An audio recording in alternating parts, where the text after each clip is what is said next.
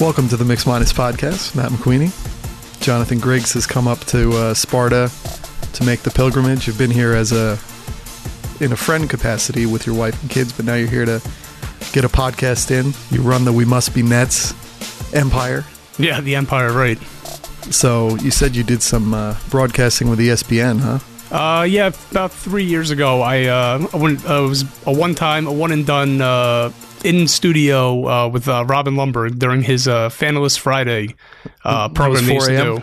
4 a.m., 4 to 6 in studio. Oh, when did you have to leave to go to that? We were living in Hoboken at the time, so and he told me to be at the studio around like 3:30 or so. So probably, I want to say 3 a.m. I left. Do you get nervous doing that? I would say the first 25 minutes was a little intimidating, just knowing that, you know, you're speaking live, and I don't think he's nationally syndicated, but Did they tell me how many people are listening? That I don't know, but I know, you know, they obviously have the ESPN app because we have family down in Florida, and they were one of our cousins is he's up early, so I know he was listening live and so on. But I would say after probably half hour into the show, we went to commercial break, and then afterwards it was like, all right, this really isn't a big deal. It's just we're in studio talking, just us, you know. Yeah. So how long is We Must Be Nets now in circulation? I think December of 3 years ago. Do you remember the Alabama-Auburn game, the dramatic ending? In football? In football, yeah. Was the field goal attempt that the guy he ran back. Ran back, yeah. That was actually the first night I think I launched it. We were out to dinner with family, and I said to my brother, I'm like, you know what? I'm going to launch a Twitter handle, and it's going to start off as being like this online support group for long-suffering New Jersey Nets fans. So, and that was in the middle of the big year, though, right? This might have been the first year of Brooklyn, or is that this might have been the first year in Brooklyn. Midway so why through, were we long suffering at that point? Long suffering New Jersey Nets fans. Oh, yeah. So you weren't loving it in Brooklyn? No, I was still heavily immersed with the Nets. So well, you were immersed, but were you long suffering because you were sad that they were gone from New Jersey, or did you not even care about that at first? No, it was more the long suffering that being a Nets fan. I mean, aside from the Jason Kidd era and the 2 years that everyone wants to, remember the Drazen Petrovic era of, let's be honest, it's been mostly horrible. So mostly, yeah. That early 2000s run was as good as it gets, though. Pretty much, yeah. And I think that I've always said, Bill Simmons always says that he had Larry Bird to kind of show him the game. I feel really spoiled to have had Jason Kidd to show me the game. Mm-hmm. And we never knew, I think, that Jason Kidd was that good in those other stops. But he was. In all the other places he played, he was getting 55, 58 win seasons in the West. Yeah, they were just small. I remember when they first made that trade, obviously we had Marbury. This is when I was I want to say either a junior, I was a senior in college. And they made the trade, and I looked at the stats, and I saw Marbury's averaging 20 and 8. Kidd is averaging 13 and 9. I'm like, I don't understand how this is going to help us. And my one friend who's a huge NBA fan said, just watch. And lo and behold, just came in, just immediately changed the culture. So it was like a 30 for 30 level change too. Yeah. You almost want one of those. It's just not enough people who care. Right. And as I was saying to you before we started recording, this is, I think, the 15-year anniversary of that year. We're coming up on it. Yeah, because it was 2002, and this is 2017. So, and he said we're going to win 40 games. I think he said we're going to get to 500. And then all of a sudden, I remember in that preseason going, oh, yeah. And then the first game of the year, I think they played Indiana. It was a very dramatic come from behind win at the I guess it was the Continental Airlines Arena back then. And so when you started, We Must Be Nets. First of all, you always wanted to stay anonymous, kind of. Right. Why was that? Just from being a public school teacher, I just felt, I didn't want to have, I always had the, I guess the hypothetical of, you have, let's say like a parent is not happy that their kids underperform in my class. And then they're like, oh, well, maybe if, Mr. Griggs was lesson planning at night instead of blogging and, writing about the Nets, maybe my kid would be doing better. So I just thought it might be better just to be anonymous. So. Is that a real fear or are you an anxious person? I mean, it's probably a little both, a little bit of a hyperbole, but to think that's going to happen. But I don't know. I just wanted to play it safe at the time. I mean, when I went on ESPN radio, I asked them. I said, "Please don't use my name on the air."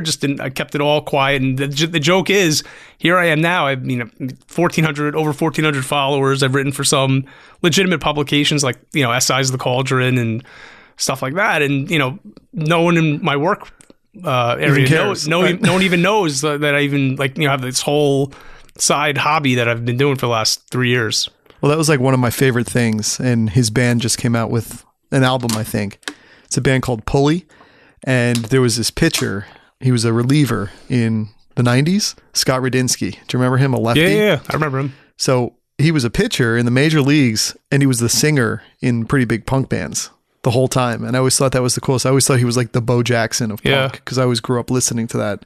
And it was like the coolest thing to see this guy, playing shows in halls and then going to pitch for the Dodgers. So I actually used to use I had a pen name, and my pen name was Alan Robertson, because my father's name is Alan Robert Griggs, so I was Alan Robert's son. Oh my gosh. That's where I came up with it. So you were like Icelandic. Right. So then when my wife and I saw the movie right before our kids were born a couple of years ago, we saw the movie Big Eyes. Did you see that or no? No, that was like a cartoon movie, right? No. It's based on a true story. It's about back in the I think it's the 1950s. It's a Tim Burton movie. It's starring Amy Adams and gotcha. Christopher what's his name from Inglourious Bastards? Christopher Waltz? Christoph Waltz. Yeah, there you go. And so his name was Walter Kane, and his wife was the artist, and he stole all the credit because he said no one would want to buy the artwork of a woman, and he was this big showman, so he took all the credit for her work. So meanwhile, she was doing all the painting off to the side, in their house in privacy, and yet he's the one getting all the fame and attention. Yeah. So I used to always say that I made the joke to my wife after we saw that movie. I said, I don't want to be Alan Robertson anymore because no one knows that Jonathan Griggs is doing writing or whatever. And so I'm like, I'm going to have to kill off the Alan Robertson character. Well, it was almost an idea that's probably 40 years too late. Everybody's an author now, right? Everybody has an opinion. Everybody's on social media saying stuff. So it's hard enough to get your real name to stand out. That imagine like a pen name stands out in the whole thing. Yeah, that's what you said to me over the summer. Yeah. Is that what happened? Is that why you started using your name? How long did you use your name? Actually, so I was writing for the Brooklyn Game. Okay. They're owned by the Yes Network. So the editor-in-chief there at the time, his name is Devin, he did a whole round table at the end of the season, whatever it was. And it was, he basically threw everyone's the name and the publication that they wrote for and just whatever closing thoughts were. So we had, I think he included Howard Beck into it or whoever else and then he said, accidentally he wrote Jonathan Griggs and he said, the Brooklyn Game contributor. So then after he posted this and went live, I sent him an email. I'm like, you used my name, man. And you let the cat out of the bag. And he said, he's like, do you want me to change it? I said, no, don't worry about it. Life went on. Yeah, I'm like, what am I doing that's controversial? Nothing. No, you're talking about a team no one even... Right, exactly. Yeah, exactly. So... Well, there was some terrible number about their ratings, right? Isn't it only 20,000 households who maybe watch them at their low Nets point? Right now, or just... Yeah, right now, or even shockingly, even last year, there might have been some number like that. I don't know. I mean, I'm sure the Comcast, not Comcast, the Comcast, Yes Network, that whole issue. Know. But to be honest with you, I mean, I know you've kind of disassociated from the Nets. Two of my good friends from growing up who were the only Net fans I know, they don't even care anymore. I'm the last person who you watch it nightly still? No, this is actually the first year in my entire life that I can remember. I don't even care. What about last year? Did you care last year? Last year, I watched, probably tuned out. I want to say I still followed them after Lionel Hollins got fired, but even when they got rid of Joe Johnson, I don't know. I started to lose interest in them. This year, I just didn't care because they're like bankruptcy on the floor. That's sort of what they are. Not in the sense that they're not losing money, because it sounds like they're making money. Although how would you ever know? But their product is bankrupted. They have players on the floor who almost shouldn't be in the NBA in some regards, but they have no other way to figure this out. They've no draft picks. They don't have players in the pipeline. They keep telling us that the Long Island Nets is going to be something.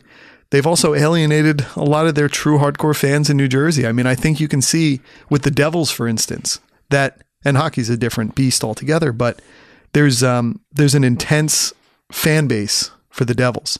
And I think the Nets in some ways took for granted, even though it might have been small, but what an intense fan base they actually had when they were making those playoff runs. And when I was working with the team and they made that one playoff run, which was sort of their final one for a while, in 2000, just turned 2007, because we're 10 years now from that.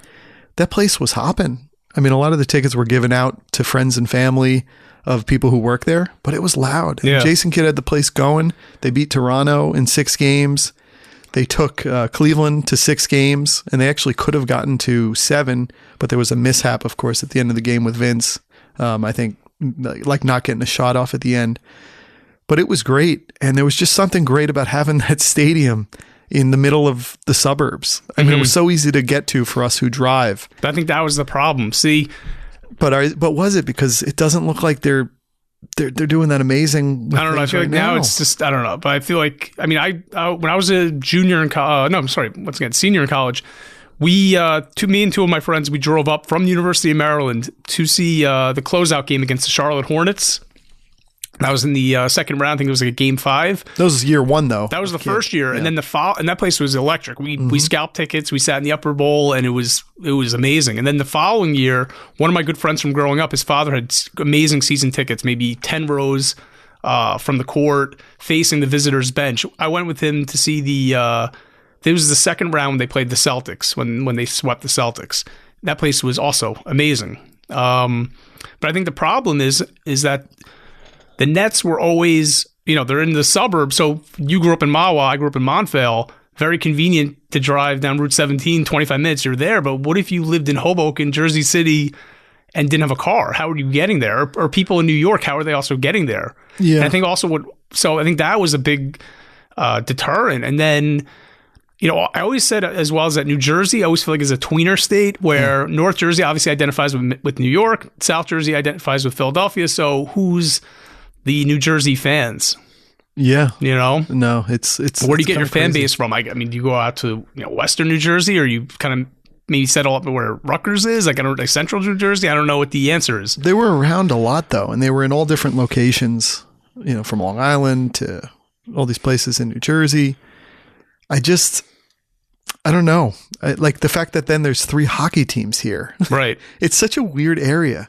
And like the Knicks, even when they would stink and the Nets would own them, I just wonder if the Nets sold their soul and then don't have one now, because they don't even want to like harken back. They act like the NFL. The NFL is like, we're moving ahead. Today is today. We'll worry about tomorrow, but to hell with the past, that's what Vince Carter said, I think, in his final days with Toronto when he came to the Nets, which was an amazing moment. He's like, to hell with the past or something like that. But in basketball, the history, the past 5 games, the next 5, it all matters. And it's like this living organism going on and on and on. It has a little bit of the best parts of sports like football, where you can have the big game and get up for it. But then it has some of the best parts of baseball where there's a game every day and you can kind of keep it like an open book that you're just moving through. And I think that they never stand for anything. So they fall for everything, right? That's the saying. And it just becomes this situation where you never know what to believe in, because they're just going to throw away what they're saying to believe in now and then move on to the next thing and see if it sticks with someone. But people want things that are real. Maybe we saw that to a bad degree with Donald Trump. They want somebody who's speaking real. They want things that are real. And they don't want there to be any games where things are hidden behind the curtains. And I just think they've done that so often that they're just, I was saying it last year, I think they're kind of the Cleveland Browns of the NBA now. Yeah, they. I feel like they are a team, though, that they don't have an identity. They lost it going to Brooklyn. Yeah. They even went black and white, which is like the ultimate in we don't know what we are. But also, I feel like they're confused, because on one hand, they want nothing to do with New Jersey and the New Jersey years, but then on the other hand, they want to honor, Kenny Anderson is in the area, and they show him on the Yes Network broadcaster. I think this is the 15-year anniversary of the Yes Network, and they're constantly showing. For the few times I do tune in, they're showing highlights, and as I'm watching this, I go, I thought the Nets don't care about the Devin, some Devin Harris shot or. No. Kendall Gill moment where... Didn't happen. Well, yeah. Well, Kendall Gill, that's before the Yes Network. No, but I mean, in their mind, it didn't... It's like, right. Whatever. I don't even think they remember those moments. They redid the banners. The banners of supposedly now at the arena are black and white. They're not the red, white, and blue anymore. Well, I always thought it was weird when Kidd became the coach and they automatically were like, oh, we gotta get his jersey up in the rafters right away. Right. And then they did it in the preseason. Remember that? Was it the preseason? Yeah, they didn't even do it in the real season. Right. He didn't want that. And maybe because he knew, look, I'm gonna make you guys very upset at the end of this year. I'm probably using this as a stepping stone. But then they say they always say Brooklyn. They never use the word Nets. It's like a taboo word. Yeah. But then they celebrate how Brook Lopez is the longest tenured Net. I'm like, but he came from the New Jersey era. You probably, I thought you guys hate the New Jersey era about it. So I don't know. They want to hook onto anything that might work. It's like it's what salespeople do. I mean, you were in sales, right? Briefly. I mean, you do what you got to do to get this thing from your hands to the other person's hands, and that's what they're doing. I made this comparison when I was on with Lumberg years ago about the Nets, because this was right when the Nets were playing the Raptors in the first round of the playoffs. This is the Paul Pierce, Kevin Garnett year of the Nets, and we were talking just about the fan base and why. And I was asking him about why aren't more New York media paying attention to the Nets? Here we are, you have Pierce, you have Garnett. This is serious star power. These guys were on the Knicks. You guys would be talking about them nonstop. And I said basically, and then whatever it was, but then I basically said that the New Jersey Nets fan, the person who's from New Jersey and went through the Coleman years, the Kendall Gill, Marbury, Sam Cassell, all those years. I said it's like the movie. Ever seen the movie Uncle Buck? Yeah. The scene when he's in the living room and he picks up the picture in the living room and it's from his brother's wedding, and he takes he takes it out of the casing and he notices he's been folded out of the picture. And I always say that's like the New Jersey fan. It's like they don't want us. Like they folded us out, and it's almost like thank you, but we're good. We want to have new fans in Brooklyn, which doesn't make any sense. Why wouldn't you be more inclusive? Where and I met someone who actually worked with the Nets a few years ago. I went to a game and he was telling me how, he was just like, why would you just limit yourself just to Brooklyn? Like, what about, you have Long Island, you have Queens, you have the Bronx. Like, you should be trying to get fans from everywhere. Well, I think because the dirty secret is I was looking at this because I think I'm about to adopt the 76ers as my new interest. My new so love you tweet interest. that. It's probably just as convenient going to Philadelphia than it is from Brooklyn. It's 2 hours door to door either way. And I'd rather be in a car comfortably getting down there, having a coffee, and you can even stay overnight and make a little night of it. Right.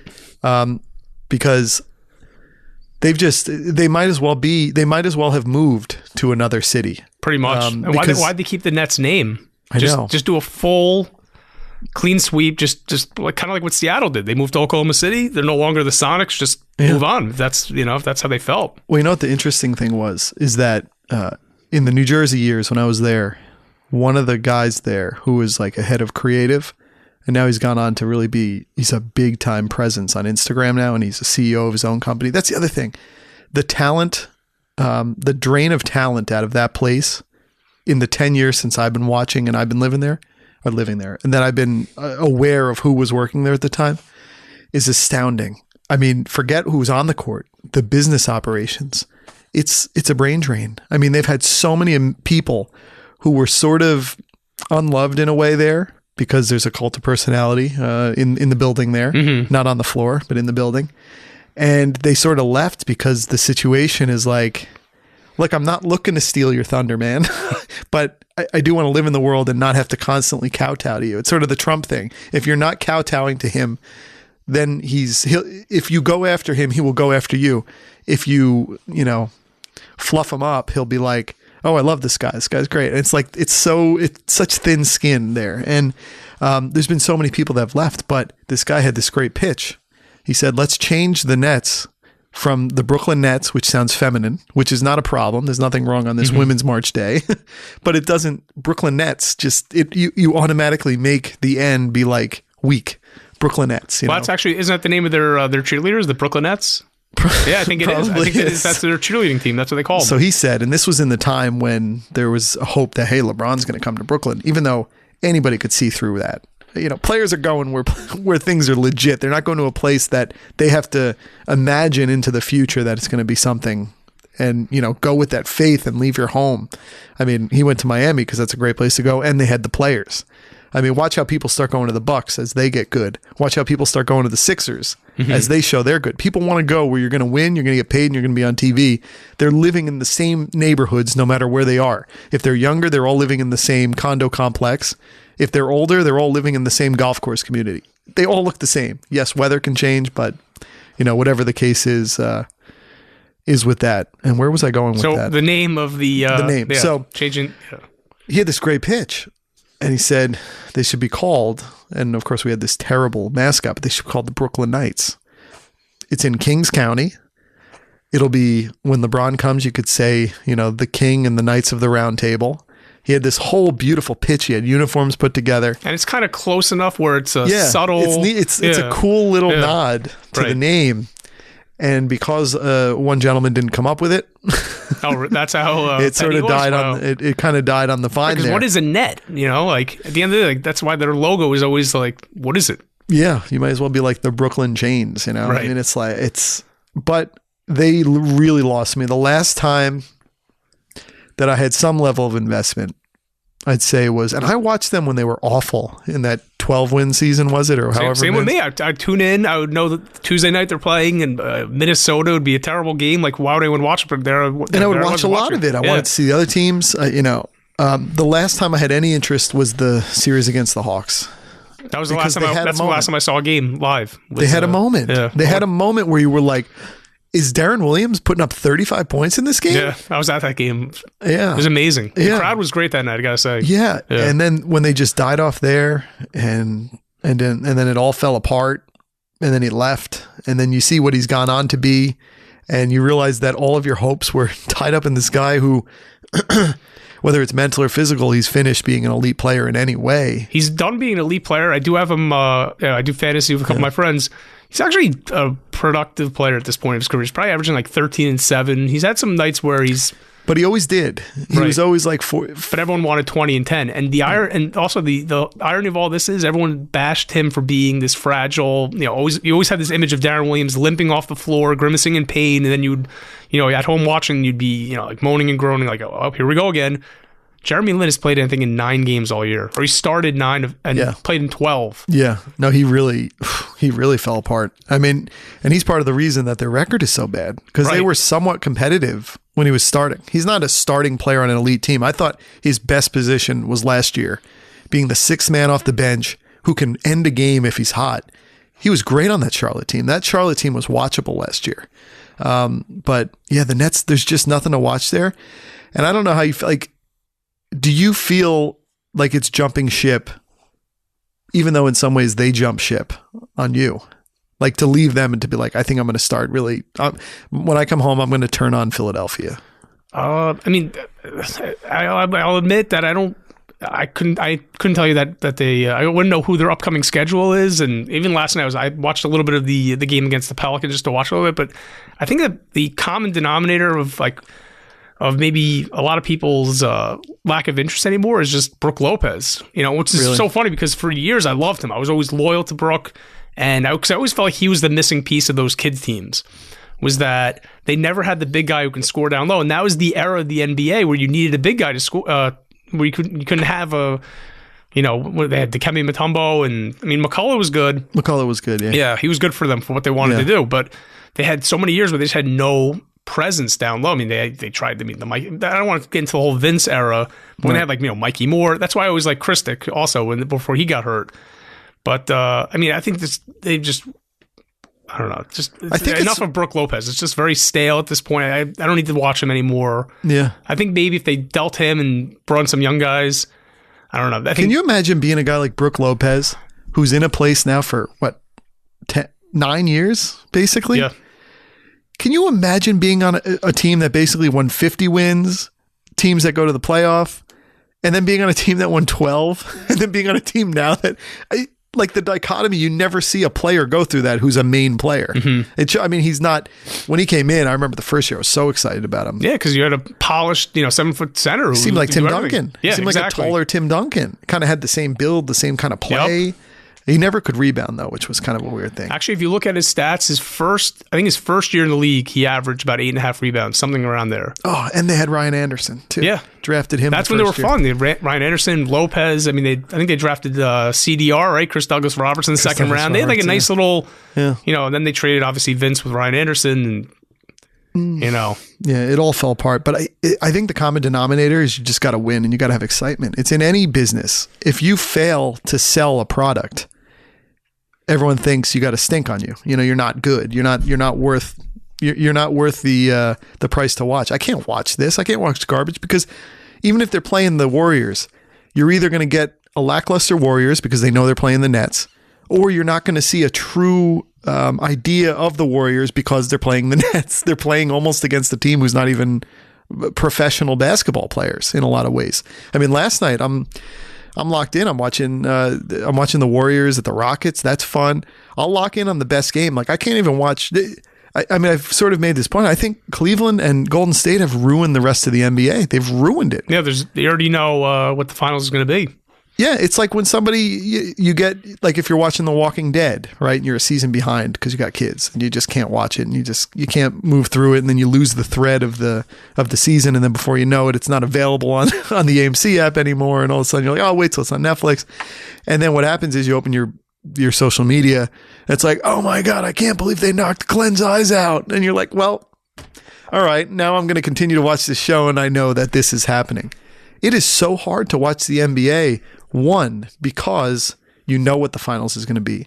And two, it's the only finals you want there to be. Right. So anything else that upends that, while you could say it's opening up competitiveness, it actually stinks. We need to have this third year where these two teams play. No matter how good. I mean, I love the story of Houston coming around. It's nice to see Toronto somehow improve, although Toronto has a lot of that feel of those Nets teams who are too perimeter oriented, or they have the feel of the mid 2000s or the early 2000s Detroit Pistons when they had that great backcourt with Rip and Chauncey, who both are very similar because Rip never shot threes, just as DeRozan never shoots threes. Right, that's a good comparison. But then what was the magic? Rashid coming, and all of a sudden it made everything work. It made the best parts of Ben Wallace come alive, and then they were just the most perfectly constructed team of not stars, even though Chauncey Billups was the greatest big shot guy. But you look at Toronto, you're like, well, I guess I would like someone. I keep thinking that Carmelo would be a good piece. I've heard that, yeah. That Zach Lowe and Howard Beck were discussing that. I think that would be a good piece. But then you have Lowry, DeRozan, and Carmelo. It's too many ball-centric players on one team. It could be, but at least for the year, I think it works out because Carmelo Anthony's finished. He's finished as a big-time player. He can still be a big-time scorer, but when you watch him play, you almost feel like Bernie Mac and Mr. 3000. Like it's just, he still looks like the same guy, but he's 33 years old. I mean, but he came out of college when he was 19. Freshman, 19. So he's got a lot of mileage on. Yeah. Now he has way less miles than LeBron because he hasn't gone as far. He's got like 10,000 less minutes than LeBron, which is astounding because he's missed the playoffs in his whole prime with the Knicks basically. The guy who I wanted Toronto to go after last year was when Dwight Howard was on the trading block in Houston, and I thought that would have been for some reason I'm like, put Dwight in Toronto with Lowry and DeRozan and DeMar Carroll. There's some negative force about Dwight though. True, but I thought maybe it would just been. And DeMar Carroll's been really bad. Like Atlanta knows how to develop guys. And when they're there, they're good. But, and he was going to get his money. He was going to go there. People say Millsap can go there. I think Millsap would be a better fit than Carmelo. See, I want the no doubt about it score factor from a player. Someone like Carmelo. I want the guy who's just going to be able to score and can go unconscious. And I know Millsap has it in him, but it's not the same way.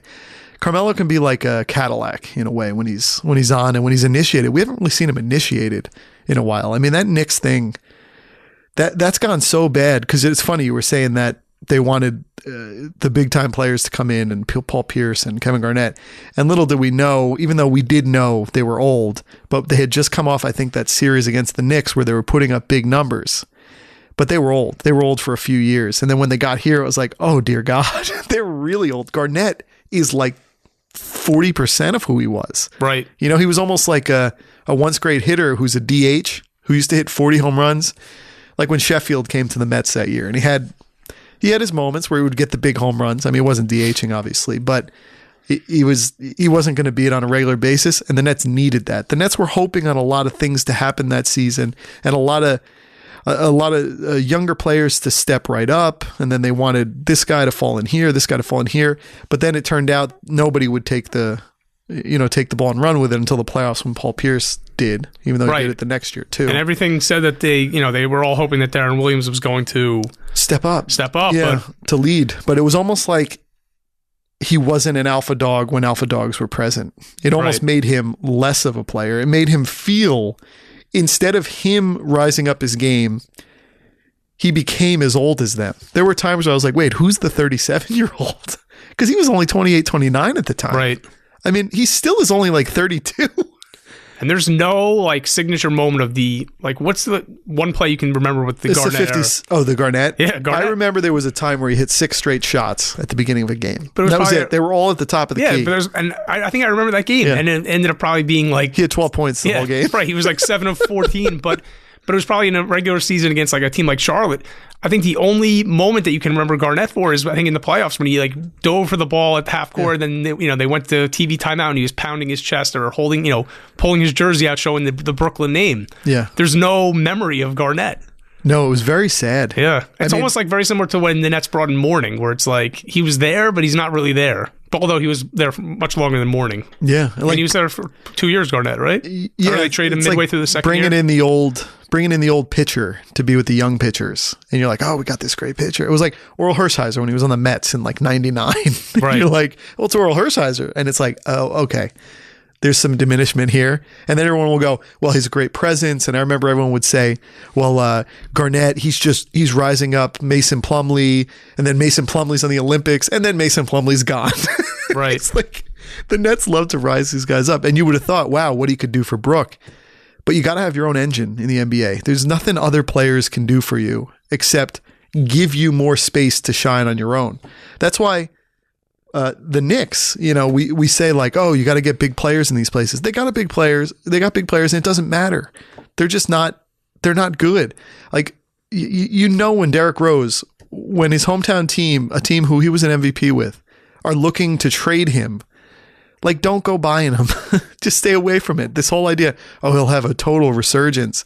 He's been exactly what he was last year. He has moments where you go, oh, he still can do that. He can still, get around that guy and score at the hoop. But then the other points, it's like Darren Williams. They would show the flashes, and the fact that they had the flash makes you be more sad when they get to their cruising altitude. I mean, it's just, and I've never loved Courtney Lee. I've never loved him. He always is one of these guys who everybody always wants to get on their team, and then you get on your team and you watch him and you go, okay, well, his numbers were okay. He hit a 3 here, but it doesn't add up to me with him. Right. And when Stan Van Gundy, he's always like, oh, he's such a winning player, such a great player. And you're like, okay, well, I guess I'll take that. When a coach says it, maybe there's just something I'm not missing. I'm an idiot, But my eyes, when I watch, I'm just like, I don't know. So I guess who has the worst position? The Nets or the Knicks? I guess the Knicks have Porzingis, yeah, I would say just because of Porzingis, and they have control of their picks, right? They do have their picks. They got to find a way to They need to just get away from Carmelo, right? Just move on and get rid of Phil, right? Just start over, like, totally. Well, my big idea, and poor Jeff Hornacek taking this job and walking into this, because this is like one of those Lionel Hollins deals where you'll just be gone. But my idea was to see if Miami would be willing to start over and then trade Dragic to the Knicks for Rose, and then you're out of his contract at the end of the year. And then trade Carmelo to Toronto and get some kind of package back that gets you Patrick Patterson. I love Pat. There's nothing like seeing another team in a playoff series against your team to truly appreciate how good a player is. No, he was against those the Nets that 1 year. He was excellent. He is such a competent player. Right. From the power forward position, he's a great shooter. He looks like Alonzo Mourning facially, which is kind of funny. But I think if you get a mix like that, where like a Dragic will take a step back and be a distributor, and maybe you get the light off of him because he's not really been that great in Miami. And then him playing along with Porzingis, you get someone like Patterson, and just rebuild this team up through teamwork and, the right pieces. They don't all have to be stars. It's very sad. But when your team stinks, it's so hard to watch the NBA too. It's so hard to watch the other games. The only thing I can think of is if Is it a blessing that the Nets are so bad while you have LeBron and the Warriors assembled the way they are, where like by the time the Nets do eventually get their picks, control their picks, we're talking about 2019, 2020. How old's LeBron right now? 32? He's 32. I'm not saying his career is obviously not in decline. He's still an amazing player. He's still the best, but it's almost like by the time the Nets eventually are able to rebuild with all their assets, some of these players will be towards the end of their careers where... But the losing hollows you out, though. Right. To me, I know what you're saying, but I'd rather have the team they had that played LeBron in the second round of the playoff. Yeah, that was a great... and that series, even though it was a 5-gamer, it was very close. Oh, yeah, each one of those games was... In those middle games, yeah. It was very close to being real. I remember Teletovic having big moments, and that was intense. That was fun. I'd rather be in it. At least where I'm not losing a season of not watching the game. When your team is good enough, when you're watching them, it just makes you excited about turning the next game on because you go, oh, let's watch these other teams with my eye on it for the Nets, like, because these guys will be coming into town to play them, or the Nets are good, so they're a good opponent for those good teams. And you could see like they had that one year where they didn't they beat Golden State twice in the one season? And it was like Jarrett Jack or something, or I don't remember what was that, but they would beat them in Brooklyn, Right. But when that's happening, you appreciate the other team more too. Like I remember I was in the house at the game when Jason Kidd and Steve Nash dueled to the triple doubles in that triple overtime or double overtime game. And you come out of that going, I'm a better person because of tonight. I woke up, you wake up the next morning ready to go. You're pumped up. You want to read about it. You want to look forward to the next thing. You care about the next road trip. You care about who's coming in, and maybe I'm going to watch I'll watch these teams like as my own, early scouting. When your team is out, you're just kind of out in the wilderness. But I think the problem now is that I would much rather be in that situation being the 6 seed, 7 seed. At least you're in the playoffs. You're hovering around 40, 45 wins a year as opposed to just bottoming it out. But I think the problem is now is that the NBA, it seems like it's either all or this whole all or nothing mentality where, kind of like what the Sixers did when Henke just decided, get rid of, what's the point of us making the playoffs as an 8 seed?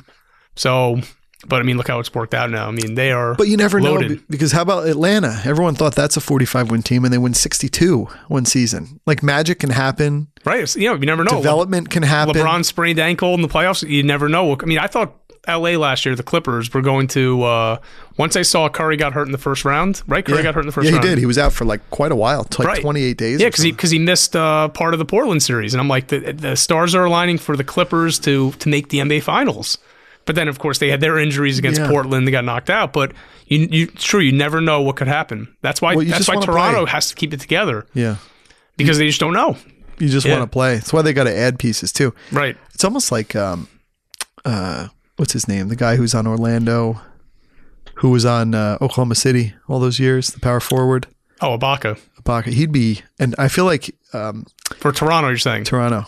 He'd be interesting because you have the GM, who's from Africa, I believe, too. Oh, Masai. Ujiri, who said F Brooklyn, right? Yeah, and Toronto's a great sports area. My brother-in-law lives up there, and we visit there often, and just they are...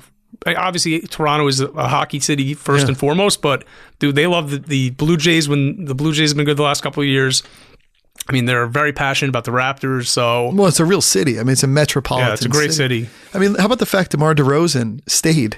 Yeah, because he could have gone home to LA. He stayed in Toronto. He stayed where it's cold. Yeah, that's like, I mean, Toronto is an hour and 15-minute flight from New York. It's a beautiful city. I don't understand like that when people think like, oh, like it's a demerit to be playing for not a demerit, but it's not a good thing to be playing for a Canadian team. Like I guess people think back to when Steve Francis refused to go to Vancouver, but that's also buried in the upper Pacific Northwest. Yeah, but Toronto is, I mean, Vancouver's nice. I mean, it's people just got to go places. Make the culture. Yeah. Don't just fall prey to the culture. Make it. Create it. Stop complaining. Yeah, but Toronto, I think I would like to see them add, which I think they're all in. They got to add. Yeah, they got to add something because that was a that was a lame 6-game series last year. That was like a Cleveland taking their foot off the gas.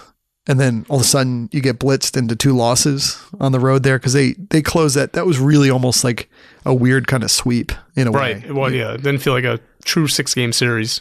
Yeah, but that is a problem. I mean, I try to watch for different reasons. But I'm really into the Philadelphia because where I live, I've said this before. So I'm in Northwest New Jersey, but my cable company is called Service Electric, and I believe it's the first cable company ever. But the reason you never heard about it is because it never left. It had a reign from the Lehigh Valley in Pennsylvania to Sussex County in Northwest New Jersey. That was it. And it never expanded as all of these other cable companies came to life and then went everywhere and merged and all that stuff. And then I believe the dad who was in charge gave Lehigh Valley to one son and Northwest New Jersey to the other. It's very Game of Thrones. And so I get my NBA League Pass and I would turn it on and it's like, sorry, Philadelphia 76ers games are blacked out in your area. What? I'm like 150 miles. It's supposed to be 75-mile blackout zone. And then weirdly, I'm getting Brooklyn Nets games on there. So I went, oh, this is a little shady. It obviously thinks the IP address is in Lehigh Valley or something. And this was never a problem. The Sixers stink. Hey, who cares? If I can have Nets games not blacked out, who cares?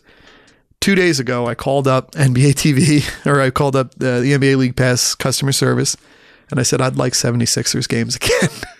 And they had to go through all this stuff to ensure that my IP address was where it was. And so I've gotten them back. That to me is the mark that they're ready to ascend. They are worth watching. And last night, my first night of having it, I turned it on and it was one of those kind of games that people will look back on because it's one of those ascendant games where magic starts showing itself. First of all, they have something like the 3rd or 4th best record since December 30th. Like they're coming on. Oh yeah, I think they're gonna make the playoffs. It's crazy. Yeah. And I thought they would be a 40-win team this year. Of course, Ben Simmons goes out. I mean, the fact he's coming back is going to be amazing. Like what a duo with him and Embiid. I actually looked up on Basketball Reference the draft history. They really could have possibly came away with, obviously with Embiid, Simmons. The year they drafted Okafor, they could have taken Porzingis. Yeah.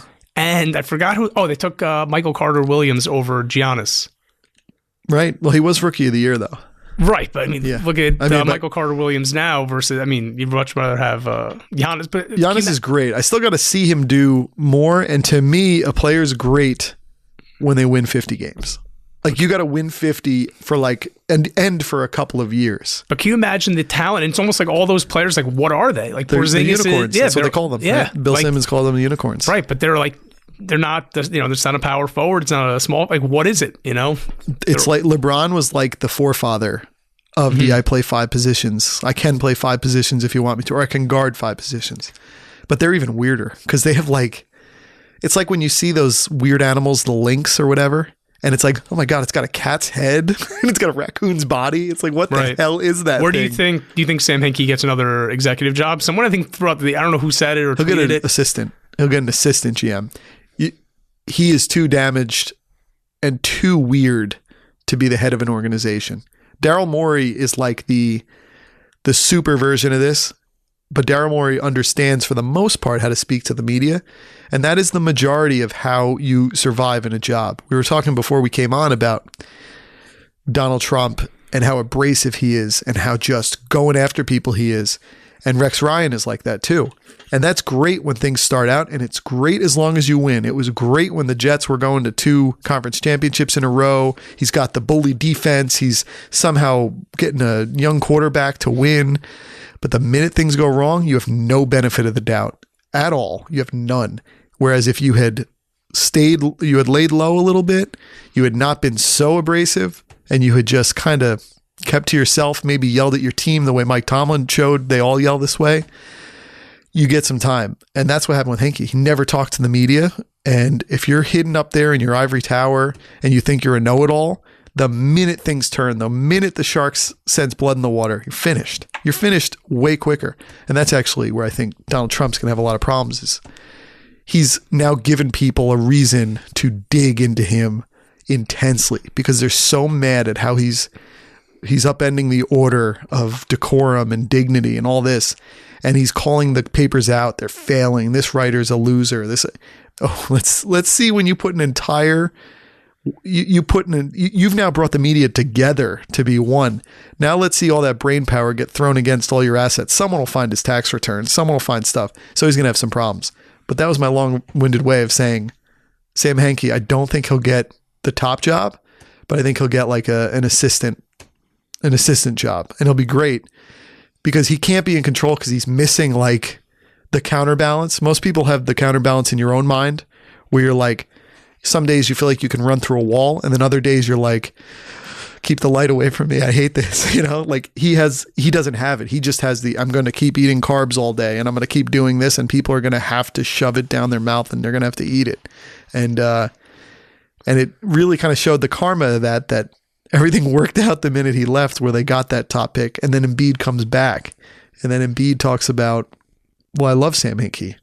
Right. Now, what do they do with Okafor? They got to trade him. Right. I know. But and then they have Noel, where they have all these guys still that they have to move. If Noel is good, if I can truly know he's good, there were those worrisome stories last year that came out, maybe Deadspin, of course, where the way he just totaled the house he lived in, where it was just destroyed. It was like, it almost looked like there were fires in some parts of it. It looked like the kind of houses like the crack dens that on police they break into or cops, And it was gross. There's like feces on the walls and like all kinds of weird stuff. Now I know people can go, well, he's 20. It's like, I wasn't doing that at 20. Right, exactly, right. So if you find out he's legit and he can really play, I believe that Golden State and obviously Portland as well. But Portland feels like they ascended to what they were last year. They found out that their ceiling was a 44-win team. And yes, they got to the second round, but as we said, it was through... Right, Chris Paul and Blake Griffin both being injured, out. Right. Yeah. So I think sometimes when you find your ceiling, it's kind of saddening, just like if I do this, when you're doing We Must Be Nets, when you're on the ascent, you're like, oh my God, I'm going to take on the world. I'm going to do this. And you're like, you're getting to higher and higher numbers. And then when you hit a plateau, sometimes it's harder at that point to muster it up to figure out what your next step is, because it's going to be twice as hard. And you now don't have that early running enthusiasm, right? Right. I mean, you probably feel that when you do. Are you still writing on the We Must Be Nets? Well, I don't really, to be honest with you, I can't remember the last time I've written anything about the Nets, and I don't know when it was, but I just wanted to I was getting like burnt out just always watching the Nets or just thinking about the Nets. You feel like it's a job, right? Yeah, I mean, I was never doing like game recaps or anything. It was just more, out of the box thinking or whatever. But it's nice to write about other stuff, and I was getting more into baseball writing or football writing, just anything that's going on that I think is interesting, thought provoking. So probably should change my Twitter handle also. No, but there's something fun about it. You leave the original one because there's like a story behind it, right? Like it's I see what you're saying, but it's like if I'm writing an article about a trend I'm noticing in baseball, Major League Baseball, and then it's coming from the Twitter handle We Must Be Nets. But it's funny because you build up a certain profile, 1,400. That's a good amount of followers on Twitter. But you built it up on the back of one subject, right? Right, Do you find when you tweet the baseball thing that you lose a lot of followers? Or does it stay pretty static? Followers, that no interaction. less clicks. Yeah, that's what's interesting is that if I can tweet something witty about, I don't know, a movie I saw, or tweet something about football, maybe 2 people like it or 1 retweet. If I make 1 Nets tweet, if I'm watching a Nets game one night, make a tweet about whatever, it can, before I look up, there's 8 retweets, 20 likes. How quickly did So it's pretty interesting to still see how, if it's about weird, that subject, then people are more inclined to interact with that because they tweet. probably have you on lists, right? Yeah, they probably have you on the Nets list. It's Right. always weird when you see yourself get added to some list. You're like, what the heck was that? Right. How quickly did you get to that number? Did it happen like very early, the 1,400 number when you started it? I'm trying to think. I mean, looking back now, when I was on with Lumberg, this was like I said, this was the. Oh, that probably helps, right? You probably got a big boost. Not really, because no? if they're listening to him, they're probably Knicks fans. Why are they going to follow a Nets guy? But I think at that time, I probably had around 300 followers. And then I think then at that point, I started, once that season ended and they got eliminated by the Heat, that's when I reached out to the editors at Nets Daily and I started contributing to them. Once I was on the Nets Daily site, that's when... Well, you get retweeted by that and they have a big audience. Yeah, exactly. So that's when I was noticing more and more people were following me. So then, but still funny to this day is I'll see like people start following me and I'm like, all right, who's this person? I click on them and it'll say, obviously they're new to Twitter. Yeah. They're following maybe, I don't know, like 200 people. They probably have 5 followers themselves, but I'm seeing who they're following and it's like everyone gets clustered together. So it's like, you see like it probably went in order, like Nets Daily, Yes Network, whatever. And then, here I am. Well, it's funny. I think that you came across me from the Greg Harinya interview, right? And then Nets Daily tweeted that? I think so, yeah. Yeah. And I think you retweeted it. And it's funny. That's how a lot of the interactions I get happen. Like, I think it's awesome, too, for like a Twitter retweet to make someone come in to the fold and then all of a sudden they're on the show. Like, it's kind of a bizarre, weird... It's like where Twitter is still meant to work, Yeah. The thing that I wanted to say, so it's funny you brought that up though, about how if you're on subject or not on subject, because wasn't it through the We Must Be Nets that like you posted that whole thing about Donald Trump when he was elected and the fact that Jeff Pearlman like caught wind of it and he was only following you because he actually was a Nets fan. Right. Yeah, he was one of my earlier followers. I probably had 100 followers. I'm like, wow, Jeff Pearlman, the author who wrote, I read the Mets book. I read the one about the Dallas Cowboys from the mid-'90s. But when Trump got elected and just seeing everyone's reactions on Facebook, I just wrote out this like long form thing, just pointing out the hypocrisy in the media for the last 8 years. And I just screenshotted it and put it on Twitter because obviously you're limited to 140 characters. Right. And he retweeted it. Yeah. And that's amazing because he's got probably like 50,000 followers. And just seeing the constant retweeting and seeing your notification light constantly lit up, that was pretty amazing to see. Yeah. No, it's crazy. But yet, even though it wasn't on subject, the subject brought him to you, but he happens to be a multifaceted guy who shares those same kind of messages. Right. I still haven't figured out. Twitter is so important, I think, I think it's too fast. That's the problem. So it's all about timing. So if you tweet something out, if it's I guess I don't know if it's prime time hour, it's just getting buried in people's feeds. And how many people are truly looking back and seeing? Yeah, not many. You got to be in the moment, and you're really going to get your best. You want to be doing the subject matter you typically do in the moment that everybody's involved in that subject matter. So you probably get your best stuff when the Nets are in the playoffs playing the Heat, right? So if you make a comment during that game that is some witty thing off of the fast-paced thing that just happened, and then you use like a hashtag that's keeping the conversation going, all of a sudden you're like, oh, whoa. Like the other day... Which is funny because that means then that's when everyone's on Twitter when the game's on, that means no one's watching the game really. Well, they love it as the second screen. Right, with full attention. Yeah, they love it as the second screen. We almost can't watch sports by itself anymore. No. It's kind of funny how that's the case. Like that's why games like baseball, I think, have risen up in popularity because they're the perfect kind of games to have a second screen. There's time. Same thing with football. There's time between plays. There's commercial breaks. So if you make a comment or if you play off of someone else's, I actually thought it was funny, Politico, right? Mm-hmm. The outlet. So I think it was the people who created Politico. So Politico, I believe, was basically sold at some point. And so the main players in Politico, Jim Vandehey, I think his name is, the other guy is Mike Allen. Mike Allen had this, it was called the Politico Playbook, and it would come out at like 5:30 in the morning every day via email. And it would just be one of these tip sheets of everything going on in Washington, all the behind the scenes stuff, sort of like the Game Change books, like all the stuff that's happening, what people are really saying or what they really mean when they're saying this, what's driving the day. And a lot of people in Washington read it to know what's going on, even though they're living in it. So he and this guy, Jim Vandehey, broke off because they wanted to start their own thing. And they started their own thing called Axios. So it pretty much is reprising what they did at Politico in this new platform. The website is sort of a new paradigm for how websites work, where it's kind of a constantly scrolling news thing with different ideas of little snippets and one of these things. But he did his notebook again, starting with 2 days before the inauguration, and it included a really good interview with Trump, like where they're sort of taking him seriously, but then not, and they're all playing off of each other, the jokes of it all, like where they would say, what's the dumbest thing you've done in the transition?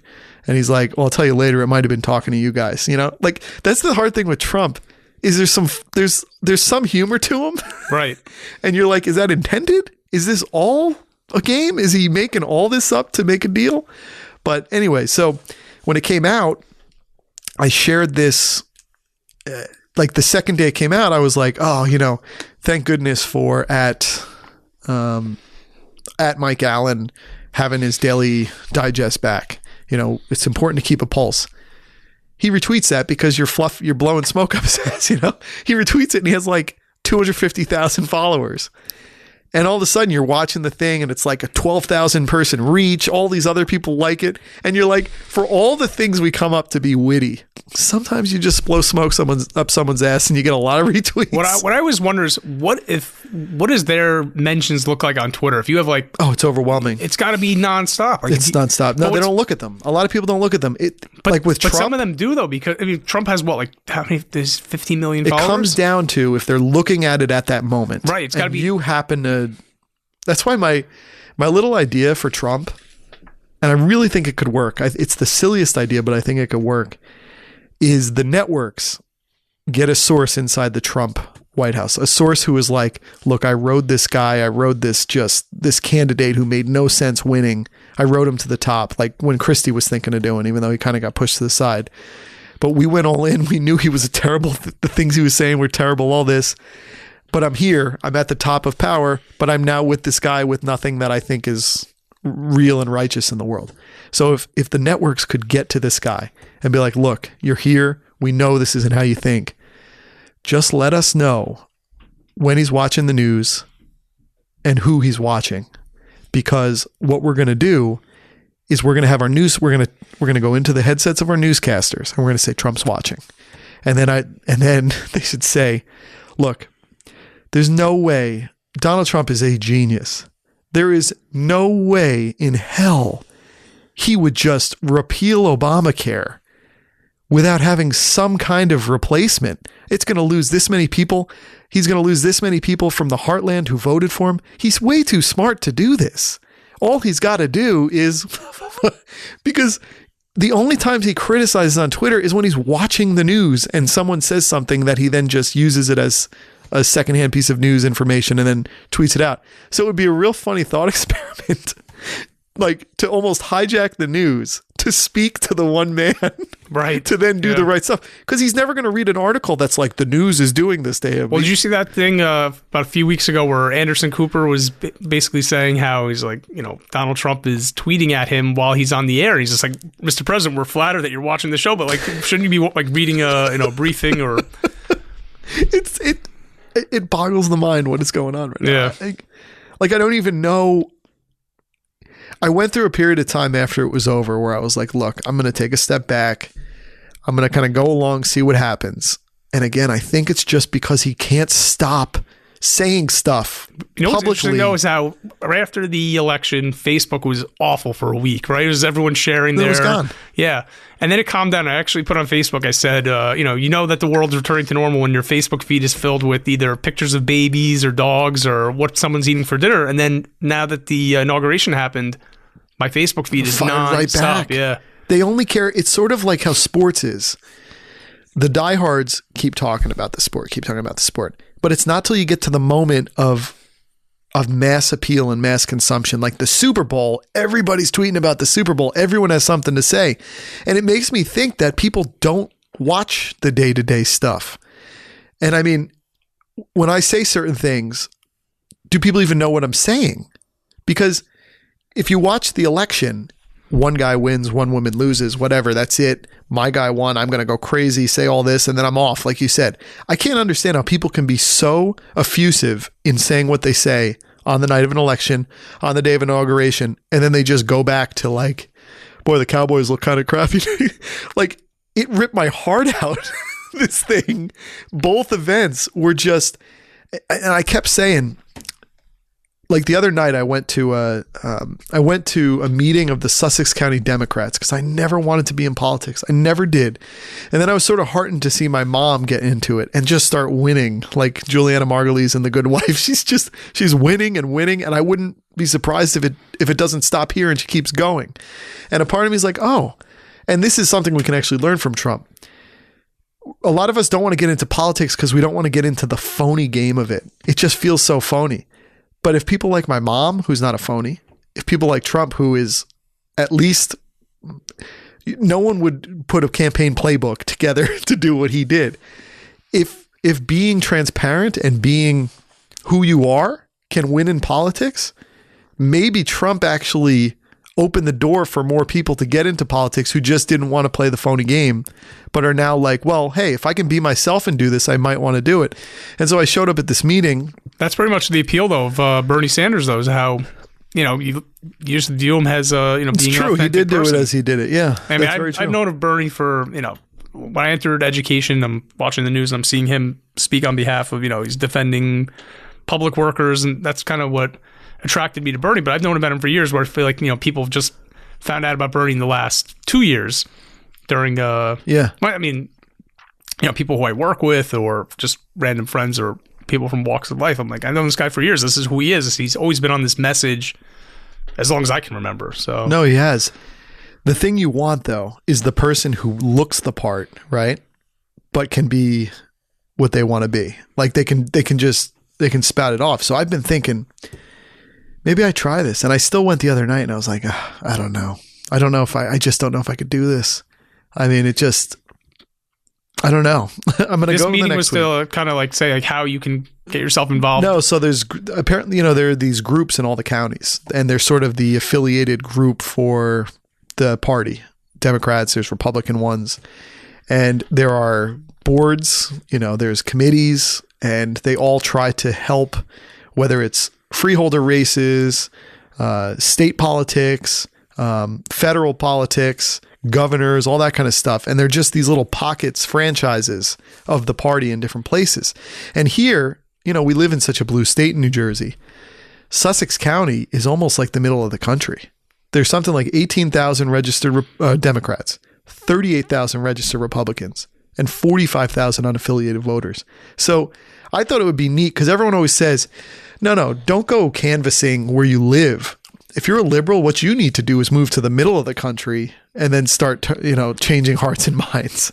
And I'm like, well, I don't know if I'm going to do that, but I'm in an interesting spot where I can drive 40 minutes and I'm home and I'm apparently the minority opposition. I mean, it's crazy for me to find out that my town voted 60% for Romney and 58% for Trump. I mean, that's astounding to me because I drive through this town and I feel like I'm living in Bergen County, I mean, it's a nice town. It's got its nice little downtowns. And I'm like, there's this discontented heart behind it all. So I was like, well, maybe I can try to do this and see what I can make my way through. Now with a kid, with a wife, I don't know if I can ultimately pull it off. But my cousin, Melanie's cousin, so my cousin-in-law, I guess, just keeps harping on this idea of just get over it. Stop it. I had to live 8 years. It's like, no. Again, if Trump would just shut up, I would get on with my life and I would just, as the policy things come out, I would react, but it wouldn't be reacting at the man. This is a loathsome man who just won't stop. So don't tell me to calm down. And so what I did, I let that comment stay out there.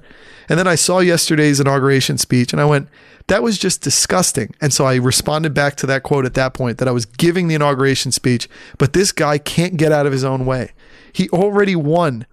The 37% who voted for him, they're with him anyway. You got to pivot.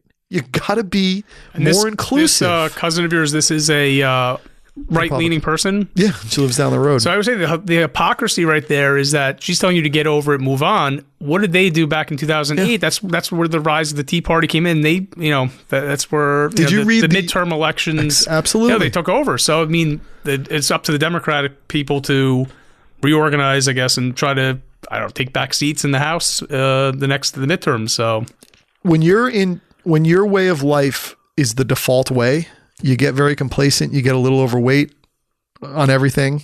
You get a little fat. it's when resistance happens that you truly, when someone's pushing against your way of life now you'll see everyone come out. We're seeing it today with the Women's March. Everyone wants to say, oh, these are doctored. By the way, the only doctored photos were Trump's Twitter thing when he put the background of the POTUS Twitter account. It was Obama's inauguration. They took it off Getty Images and everybody was like, hey, that's not this one. Look, this is the picture. It was from Obama's. They swiftly removed it and put up an American flag. But everyone's trying to say, oh, it's doctored. No. Now you are going to see, people are taking for granted that the majority, we are the silent majority now, because the things we believe in were being catered to. We didn't have to worry about what was going on in the White House. And maybe liberals as a whole, or people who voted for Obama as a whole, gave him too much leeway to not, or just gave him too much credit to be the person he was, and to just, we just trusted him. And maybe we all needed to be we need to be louder and behind him, because it's interesting how you kind of had Michael Jordan running this thing. He was a Michael Jordan, no matter what people want to say. He's LeBron, he's Michael Jordan. He's going to go down as a transformational and transcendent leader in like all ways. But maybe we all took him for granted in a way and didn't push as hard as we needed to, because we lost all of these state houses. We've lost Congress. We've lost, the House. We've lost the Senate. We're going to lose the Supreme Court. And I think he was so good. That's sort of like when you have transcendent stars like the Cleveland Cavaliers. They're not worried about building up their pipeline. They're not worried about building up their farm system. They're young guys. Because you have the transcendent star now in this market that people typically don't choose to go to, we're going to load them up with older guys who we can get in here on cheaper deals. We're going to trade out picks. We're going to trade out young players to get, more prime players who maybe are, in their rearview mirror have their better days. And then what's going to happen is when LeBron's gone, it's going to look a lot like America. Cleveland's going to look a lot like America now, because the transcendent star covered a lot of your ills. Mm-hmm. And that's going to be the thing that's really that's going to be the thing that worries me. And maybe we needed a little bit of resistance. Sometimes you need to be fired from your job. Sometimes you need to be, your life needs to be upended for you truly to grow and be, who you're supposed to be.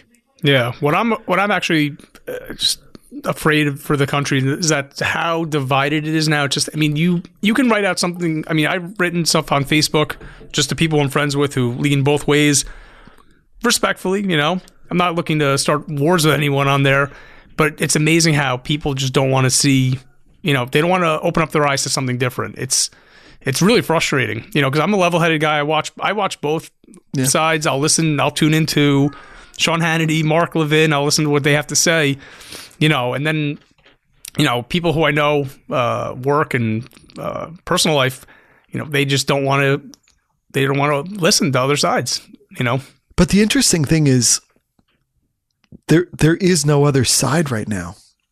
There's just it's sort of an antimatter to liberalism, as opposed to a consolidated book of a game plan of this is what we are. Like Trump sort of won on not being liberal, on just being the opposite of liberal. The Republicans have won the last 8 years by just being the opposition, the opposite of what President Obama wanted to do. And that is scary, because the conservative party, the Republicans, were always bringing something to the table that you could hopefully meld with liberal ideas and then come out with something that works for everybody in some way. And actually, that's one of the things, it's sort of counterintuitive, but the removal of earmarks, which we all saw when Obama came in, one, the removal of earmarks, two, saying that people who work in government can't go and work in the private sector, immediately afterwards because of the corrupting influence of the two on each other. But the removal of earmarks kind of removed the carrot or the incentive for different districts, or for a Republican congressman here or there to kind of break off from the mass mentality, because his district is going to get a new infrastructure plan. Okay, he can bring that home to his voters, and then he gives his vote to whatever the thing is to get it over the line. So removing earmarks sort of took away the only thing that the Republican congressman can now bring back to his constituents is the fact that he voted against something. He can't actually bring them back something. And so I always thought that that was a tough thing. That was an unintended consequence of the removal of earmarks. And now I think they're going to start bringing them back. I mean, I think the health plan wasn't the big one, the big earmark called like the Cornhusker kickback or something like that. I don't know. I think the guy in Nebraska or something had some kind of, it might have been an early incarnation before it went away, before the ultimate version of Obamacare came into being. But they're sort of important. And the other thing is, people going back and forth between government and the private sector, in some ways, it's not the worst thing because you're coming into the government with fresh knowledge of what's going on actually in businesses. And yes, when you go back, sure, you might get that job because you helped in legislation to put something in there. But like, you need that piece of it to be a part of the legislation. You need the ideas of what people in banking want, and you just hope you're not giving it all up, that they're not able to just write the plan. But I don't know. I mean, that's what I've been actually down on with a handful of the cabinet appointments. It's like, just let them go. And we're going to be really loud if things start to go wrong. And we have to have some kind of hope that our system still holds up, that after this hurricane hits, the foundation was strong enough that it's still in place, at least the structure of the building. And I mean, I don't even know, the conflict of interest stuff is awful, but we're just not going to know. And Trump is just sort of hacking the system to the point where he's like, no, I don't care if that's what people thought. I mean, I'm obviously still going to talk to my kids about our business. But then this is real dark thinking, but the more I thought about it is, look, Trump is basically potentially as compromised as we've ever seen anyone. Does it really matter if a couple of conflict of interest? Does it matter if a Trump hotel goes up in Argentina? It's like a reverse earmark in a way. I mean, I don't know. I don't know as the opposition, what do we fight him on now? Like, what do we go against? Like you said, does he spell the word honor wrong? So everyone's focusing on that while really Rome is burning, or he's stealing, the chickens from the hen house or whatever. Right. And what I think is just very disturbing is just that how people now are so quick to just dismiss anything that doesn't, fall in line with their belief system. You can show a friend, a coworker, an article that's written, New York Times, whatever. Nope, that's a liberal biased publication. That's not real. So, that's the frustration. But yet their right-wing nut job blog, that's real to them. Right. And I mean, like I said before, like I'm a pretty open-minded, level-headed person. Like there's many times where I've seen stuff that's exposed that's obviously doesn't kind of look good for, the Democratic liberal side. And, I look at it and I'm disappointed. I'm not going to sit there and be like, no, that's not real. So, but I guess the hard thing for me is just ferreting out what the truth is. The people in government a lot of them are like classically trained lawyers. A lot of them have studied way longer than the common American. And a lot of them are talking at levels that none of us can understand. A lot of these legislations are 500, 1,000 pages long. To be against, it's so hard to know what you're actually against or for anymore. I mean, even when I try to be honest and say, what bothered me about Obama? Like, what bothered you about Barack Obama in his presidency as someone who's probably more left of center? Like when you're almost trying to come up with things that bothered him about you so the other side feels good, right? I mean, how many things are we going to say that we're unbelievably bothered about the drone warfare? Was the drone warfare going to exponentially rise up anyway, no matter who the president was? Was it going to be more if a Republican was in place? Did the technology just really come into view when Obama was there? I mean, I have a hard time. For me, the guy who's in place, I believe in his rationalizations, his thought process, how hard he seemed to move through documents and briefings and come to the table with some coherent thought that he would then bounce around the room off of the people he had brought into play. What were the things? Like, there was no part in his presidency where I was like, oh my God. Like, there were people, I saw this, who were like, he was going to bring hope and change, and he didn't bring it. I'm telling you what. Like, what was hope and change? He brought universal health care. Who knows if it's going to stay? He averted, whether you want to say, well, it wasn't he didn't really do it. It was just the way that markets move. He averted a depression. Mitt Romney ran on saying, I'm going to get unemployment below 6%. It's below 4% when Obama came in. Right, but do you listen to like people like Hannity or no? See, I listen. No, I've heard it, but what do they say? What is the? So what I hear is, when they start saying those statistics, it's that's because people have dropped out of the workforce. I know that, but here's the thing: that's always been the statistical method, though. I don't think the Obama administration just went from going like, okay, well, this guy would have a 400 on base. Or no, this guy hit 300, but let's just say he had like 100 more walks, and then he'll have an 800 on base. It'll be like Barry Bonds. Like, I think the numbers are still calculated as they always were.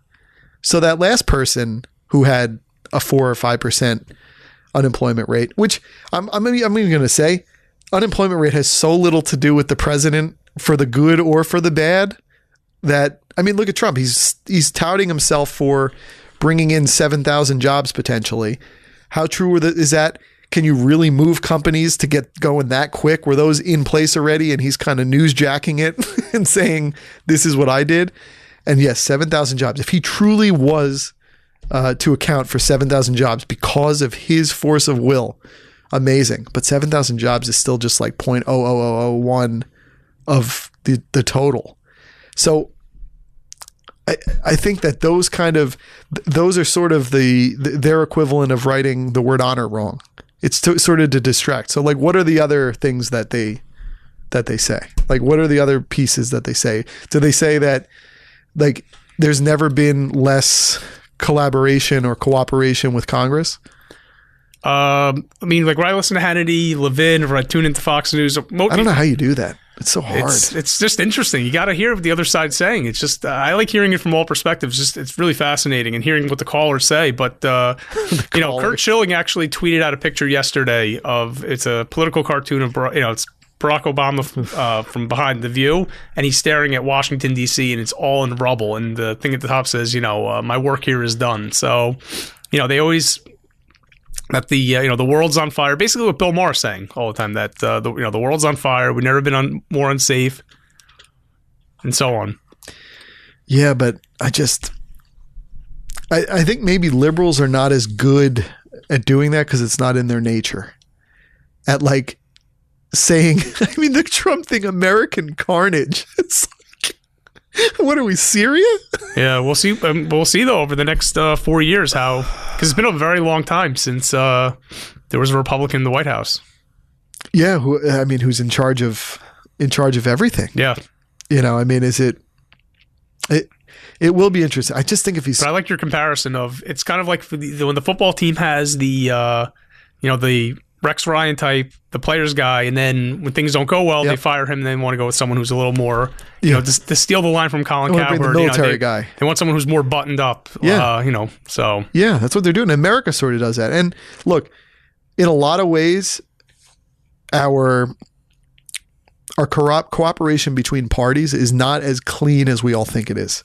It's typically not 55% of Republicans mixing with 45% of Democrats or vice versa, coming to some perfect alchemy of what the two sides believe in. Because I think the two sides' beliefs are so fluid at this point.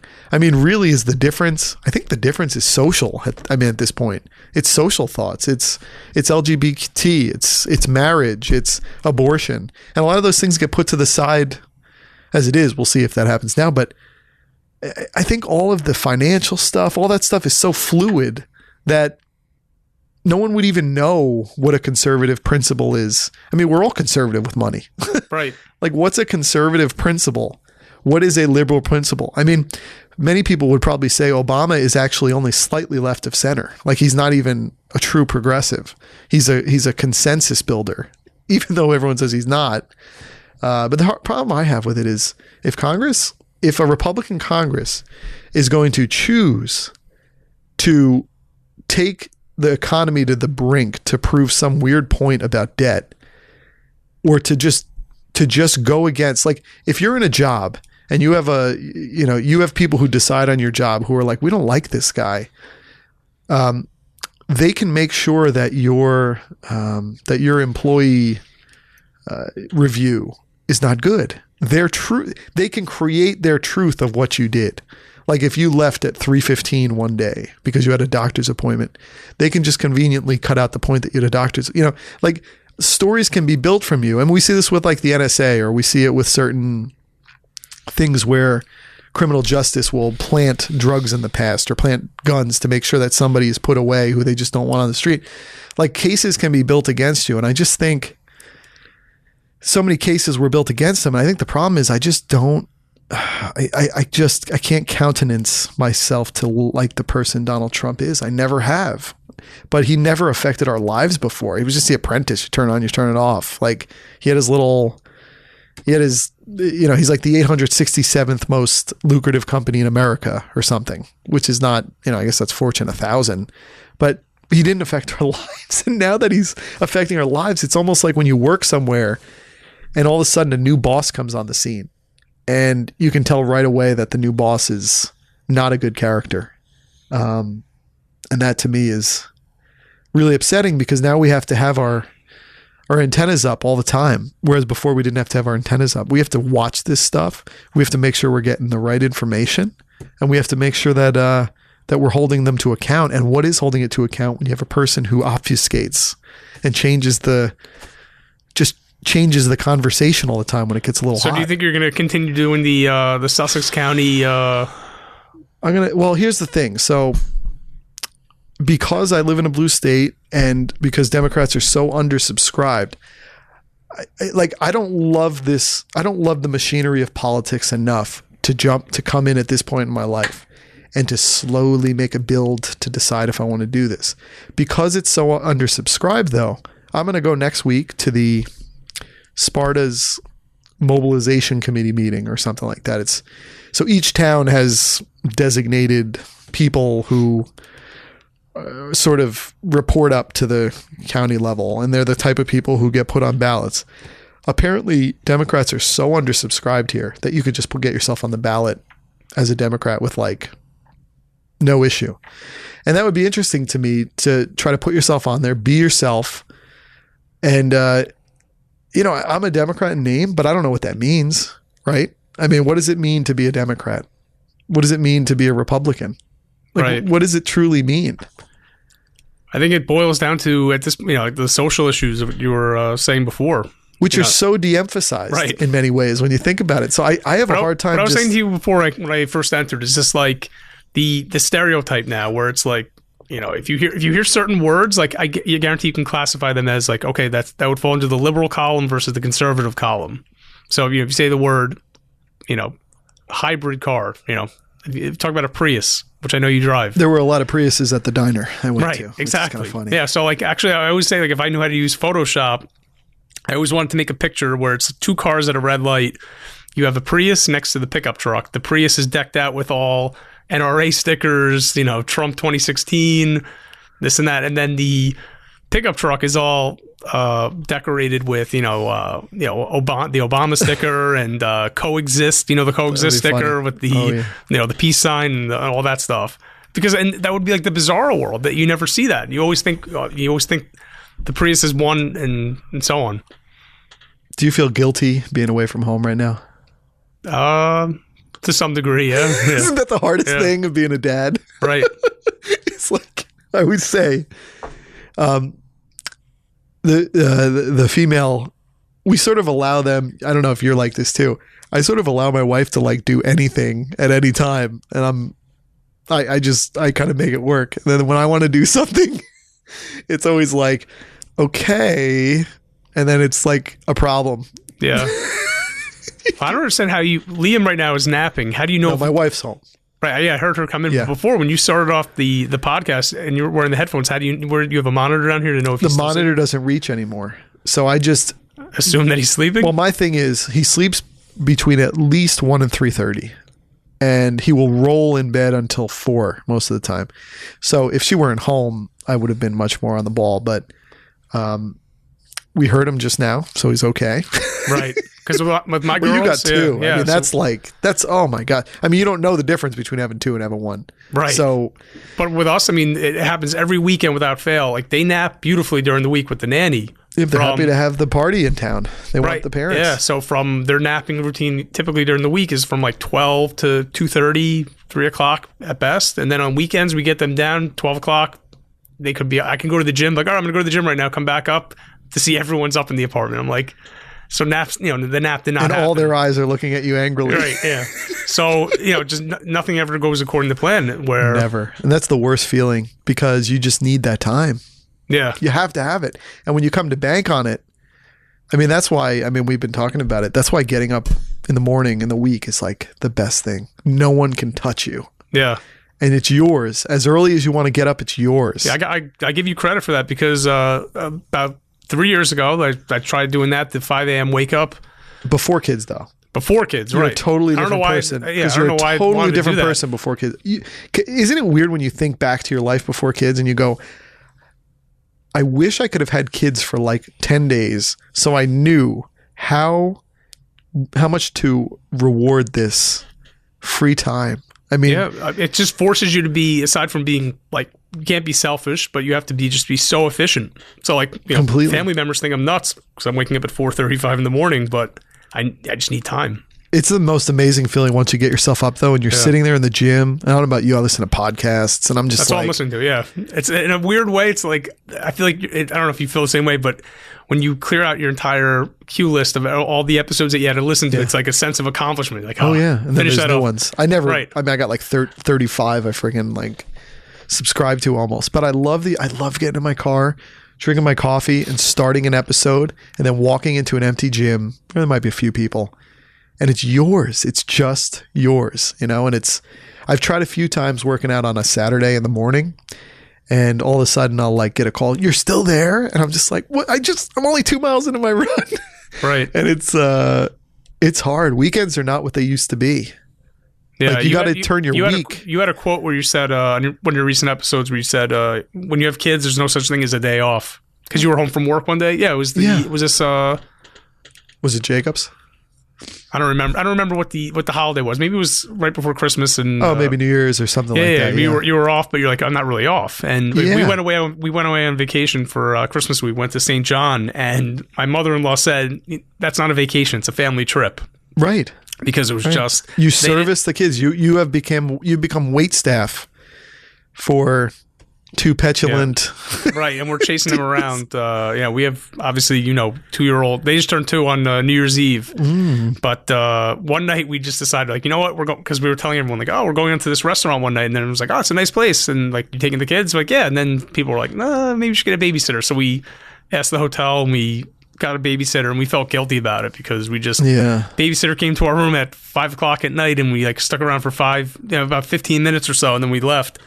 Well, that's the hardest part. You can't enjoy yourself as you once did because you always feel guilty. No, but when we got to the restaurant, we felt okay about it. We felt a little bad. And then when we got to the restaurant, we told them our name, and they brought us to the table, and we see the 2 high chairs there, and it was like, oh, like, we feel bad. But then, we sat down. We eventually got over it. And as one of my friends said, like, it's good to do that because then you miss them and you come back and then. And it's so important. And it's bizarre. It's almost like how I imagine being a football coach is. You know how when guys are football coaches and then all they talk about is how awful it is. They're up at 4, headed to the facility. They're there till like 10, 11 at night, go home, get back to the facility at 4. After a loss, they don't go to bed that night. All the coaches are up sleeping in sleeping bags. And it's like this awful life. And all of us growing up, we're like, oh, I just want to be in sports. But you pay the price for being in sports. It's terrible, especially football where you only have one chance a week to acquit yourself and, to come back from a terrible loss. I asked one of my coworkers who's he's on the high school football coaching staff, and he played college football at Hofstra, and this is going back. He actually played, I think, right after Wayne Corbett was there. Oh. But I asked him, I go, why does it take so long with these football coaches? And he said, we have to watch a play, but then you got to watch it from 11 different perspectives. Right. Right. It's so over. That's why it's so time consuming. Like, it's gotta be terrible. And they gotta like love it. And that's the part of football none of us like. We like what the guys on the outside do, or the running backs, or the quarterback throwing it deep, or the guy making an interception, or the sack. When you gotta watch how like the lineman did against this lineman. Did they do the push or pull, the X and the O? And you're like, I don't know. But when a coach is in it, it's terrible. Then the minute they get out, all they want to do is go back. It's like the movie or it's like the show Lost. We have to get back to the island. Right. And that's what the coaches are. And I think that's how sort of parenting is. When you're in it, you're like, oh my God, this is just so hard. And like some days you're just like Friday nights, Melanie and I will eat, we'll have a bottle of wine, and then we'll, you go to bed later because you're watching shows, and that baby still is getting up at 6:45, 6:30, 7. And when you get up, and I don't know if you've ever had this, but some of the mornings when we don't have an activity, like it's Sunday and Melanie goes to like a Unitarian service and it's just me and Liam, and you kind of have your normal beats. And for me, in the week, it's a little easier because I'm with him for about an hour and a half, and sometimes less if I take him to school, and sometimes more if my mom comes a little later, but it's pretty much it. So you maximize your time to that time period. But on a Sunday, she'll leave to go to her church thing kind of early in the morning. On Sunday, I make breakfast, and then you get through breakfast, you get through this, and then I'll be like, okay, we've just done everything. And I'll like look up at the clock and it's like 10 to 10. And you're just like, what are we going to do? Right. And me, I just love to read, and I love to watch things, and I love to just, like you talked about the podcast queue, I like to clear my queue of everything. And any moment where I'm not clearing my queue, it's a terrible way to think. I'm just wasting time. Right. And so even if I get, and he'll get a little crazy. He'll start throwing stuff if he knows I'm not paying attention to him for like a minute. He'll be like, sit. And I'm like, okay, I'll sit. And then he'll like be playing with stuff. I'm like, all right, good. I can read some articles on my iPhone. And then all of a sudden a block's getting thrown at me. It's just tougher in the winter. I mean, because you can't go outside. That's where you out. Almost wish you lived in a warm weather climate. Right. No, that is Because tough. where we live, we live right in Western New York, right on the Hudson River. So you have obviously apartment buildings all over the place, tons of little kids their age who they're friends with that they see every day. And, we have a playroom in our building. We have parks right there.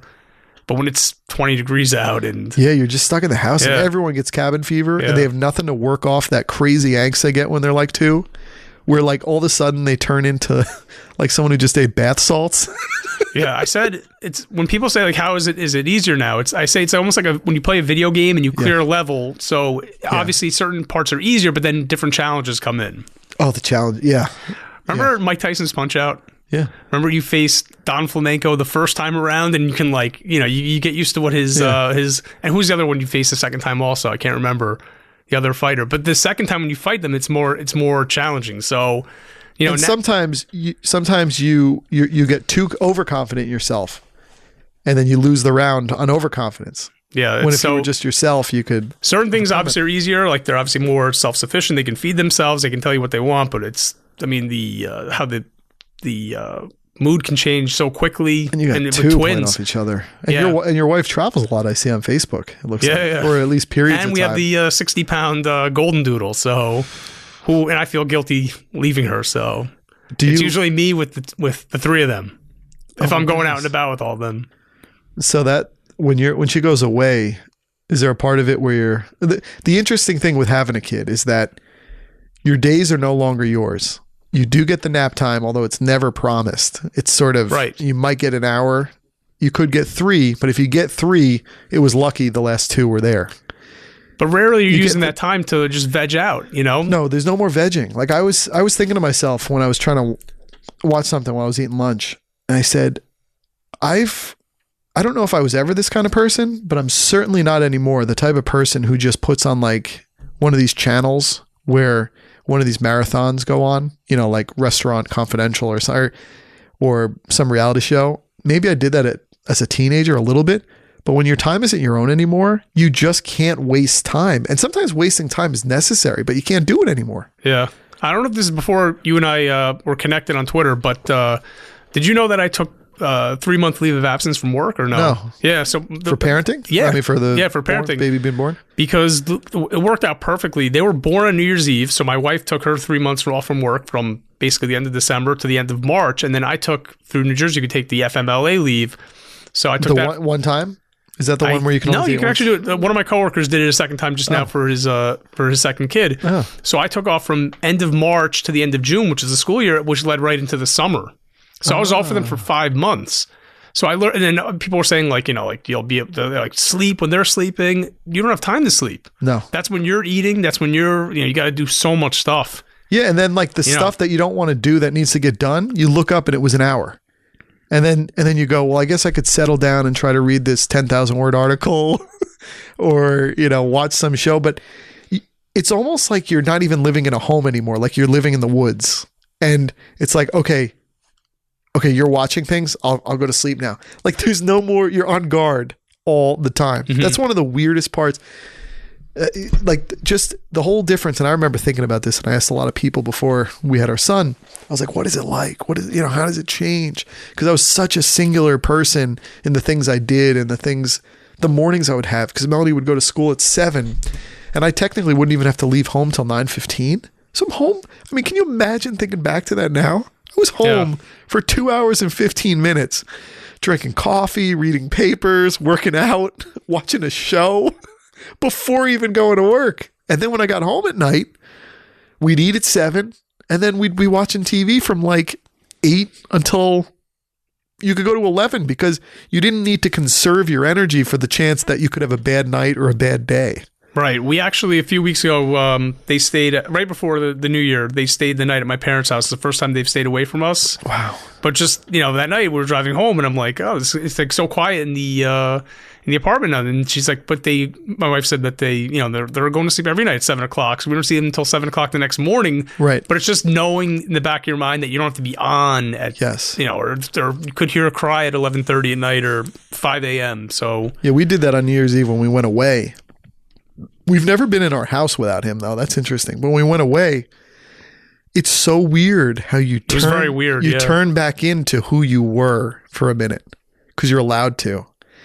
I always say I would never turn it. I would never, turn the script and change that. I would never change places with that person I was. But it is weird.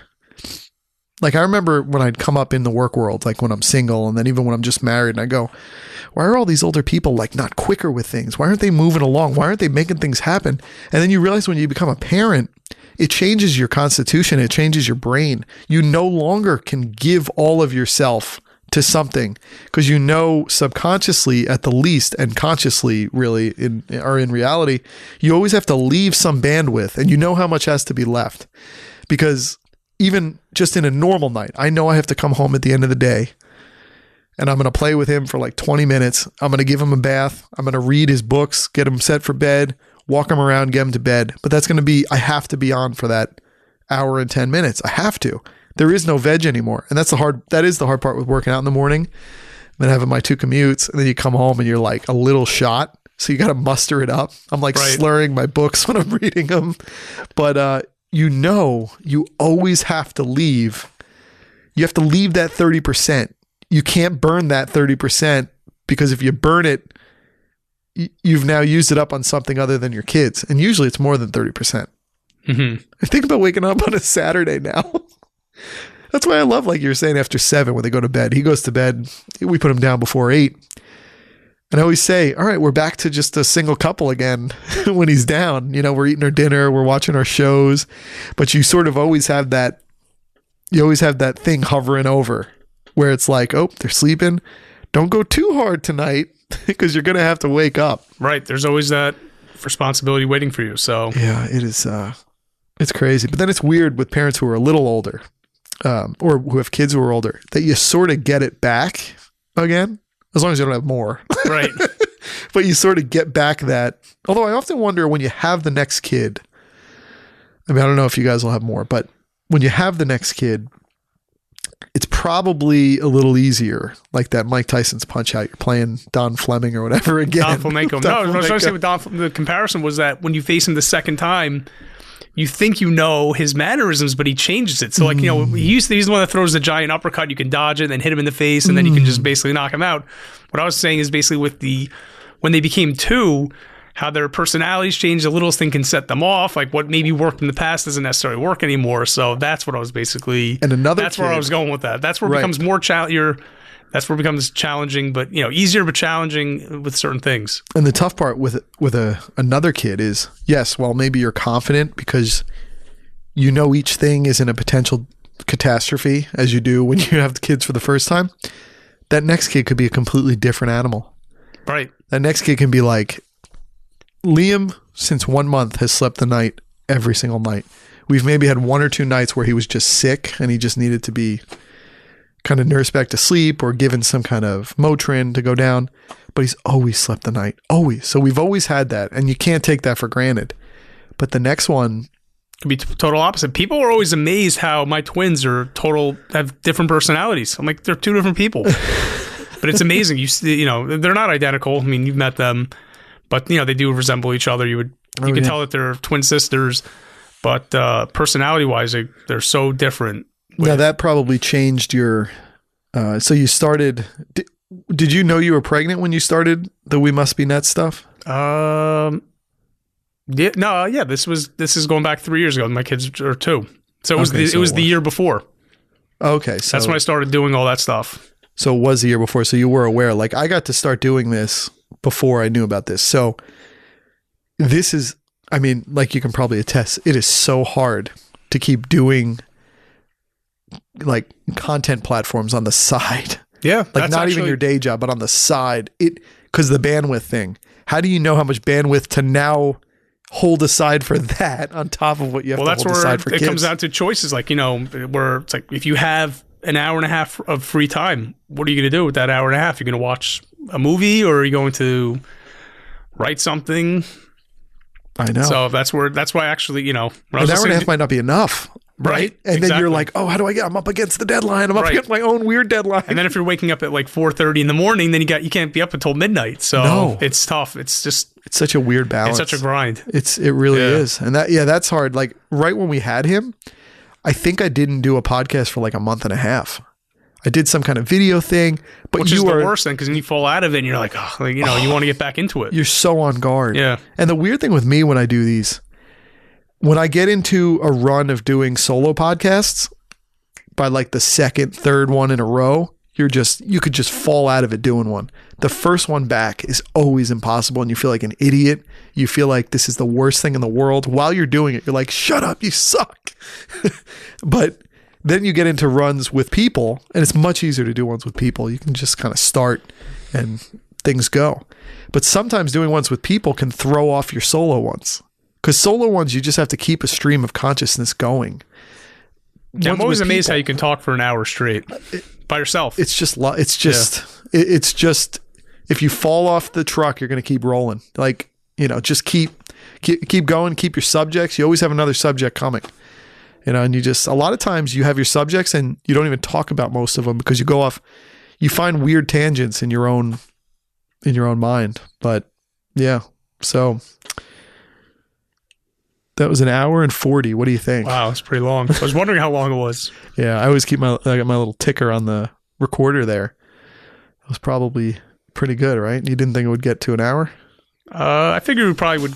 I was definitely knew we were over an hour, but I didn't know how past an hour we were. Yeah, so we could keep going, but we probably need to keep we need to live to fight another day. Another episode, another time. Cool. All right. Well, we'll talk later. All right.